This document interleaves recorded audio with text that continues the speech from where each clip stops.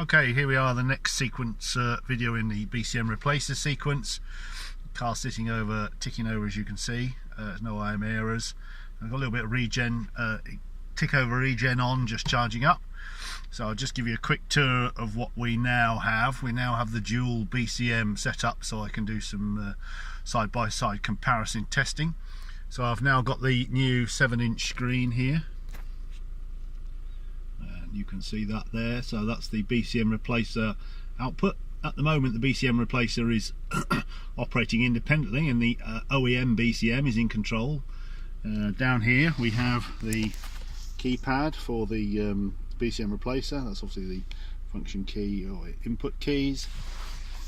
We have a switch here, and this one allows me to kill the power to the BCMs, so that when the ignition's off I can do a reset basically without having to fiddle around pulling fuses or disconnect a 12-volt battery lead. Here we have the imac&c joystick, and then we have an on and off there. The on off is for the BCM, dual BCM gauge, which I'll show you in a moment. And then the right hand switch there, it says OEM and rep. That's the 3-position switch. In the current position with the button switch in the up position, that means the OEM BCM is feeding the MCM, so it's running on the OEM setup. If I click it down, it'll go to the replacer.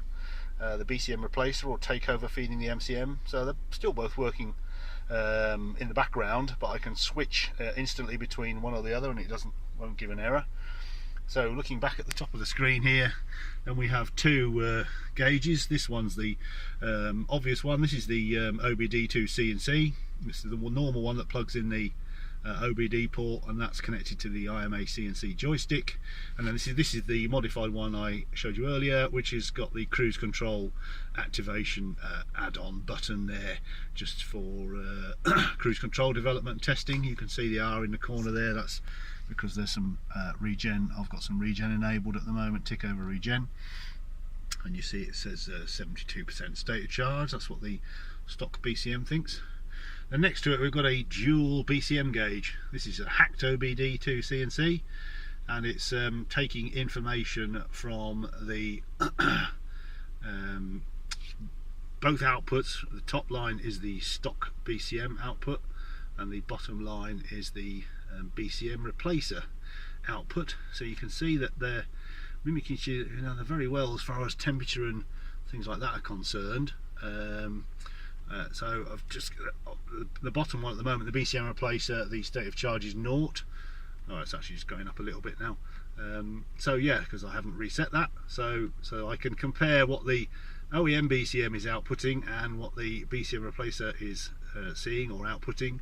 So you can see they're very close really for current, etc. Just lagging behind really, maybe some more slight adjustments. Temperatures very identical, and these are just some flag bytes here. So yes, it's working quite well at the moment. Just need to keep fiddling on, and we'll see how we get on. So now I can actually do some proper testing driving around. One thing I have noticed is the screen does not like regeneration. It corrupts the screen.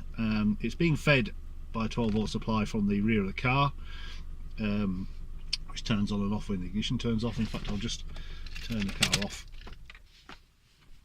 So the car's off now, and these devices will shut down. Normally the BCM gauge and the BCM Replacer screen will turn off when the relay clicks out at the back, which it has done just now. So that's where we are at the minute. So as regards the interference with this, I'll just start the car up again actually.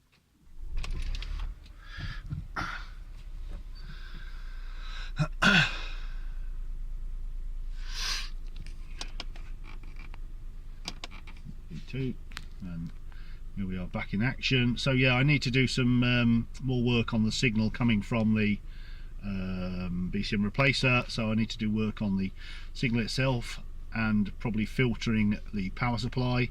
So what I'm going to do is I'm just going to try it with a completely isolated 12-volt power supply and see if actually the screen works without interference then. And we'll just see what we can do to just eliminate that interference.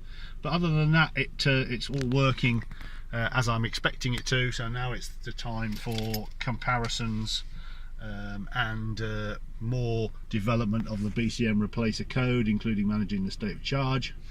I've still got an error here with the tap deviation, but as I've been so busy actually building up the wiring harness, etc., and redoing the wiring in the IMA compartment to incorporate the dual BCM setup, I haven't even looked at the software yet to try and eliminate that bug. So I've obviously got a bug in there somewhere.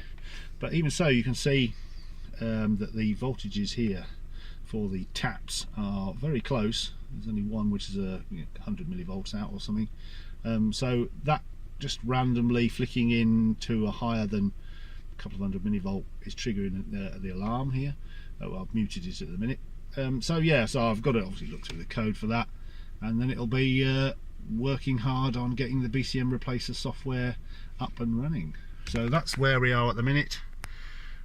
Car sitting on the drive, ticking over. I've been out for a few drives in it and it seems okay. So if anything goes pear-shaped while I'm using the BCM Replacer and some code updates or whatever I've made don't work, then I can just simply switch back immediately to the OEM BCM and the car will carry on from where it left off. The OEM BCM is operating in the background, so it will be maintaining what it thinks is the correct state of charge, etc., for the car. And by looking on the BCM gauge, in fact, I'll be able to set up some flags so that if, for instance, the state of charge from the BCM, the OEM BCM, suddenly drops, i.e. a negative or positive recalibration, I can get it to beep to alert me so that I can then compare that to see what's happening with the BCM Replacer, and I can also then see what's happening with the voltage taps to see what's triggered it. So there we are, lots of development ongoing, and there we are, that's where we are at the minute. Oh, the 7-inch screen is very nice, not much easy to read, but I need to sort out the interference issue.